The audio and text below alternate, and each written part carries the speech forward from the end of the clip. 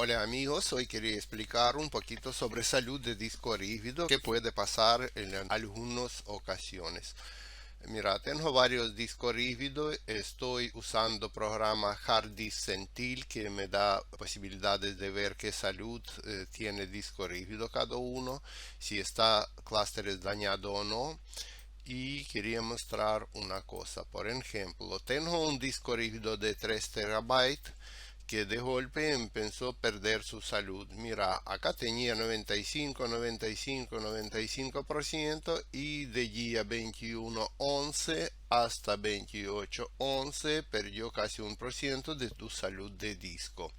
Entonces acá se ve perfecto que por arriba está perdiendo salud, por ahora no hace falta cambiarlo, pero ¿qué puede pasar con esto? Primero de todo recomiendo usar un programa que se llama Victoria. Cómo usar este programa ya tengo vídeo filmado anterior.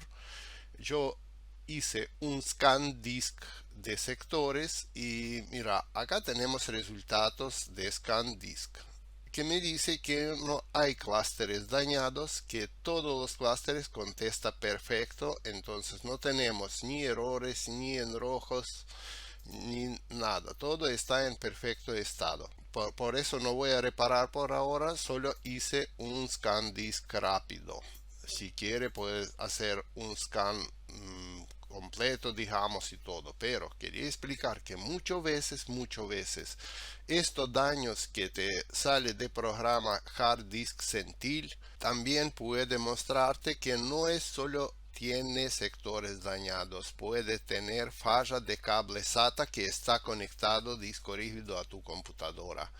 Por eso recomiendo, si una programa te dice que sectores no hay dañados y otra te dice que empieza a perder los, digamos, sectores y no estás seguro de una y otra, primero que todo apagamos computadora, sacamos cable SATA que conecta disco rígido con placa madre y cambiamos totalmente. También te recomiendo cambiar en otro puesto, si está libre, meter este nuevo cable en otro puesto SATA que tenemos en placa madre y conectar disco rígido. Después, entre un tiempo, revisar otra vez si dejó de perder salud o no.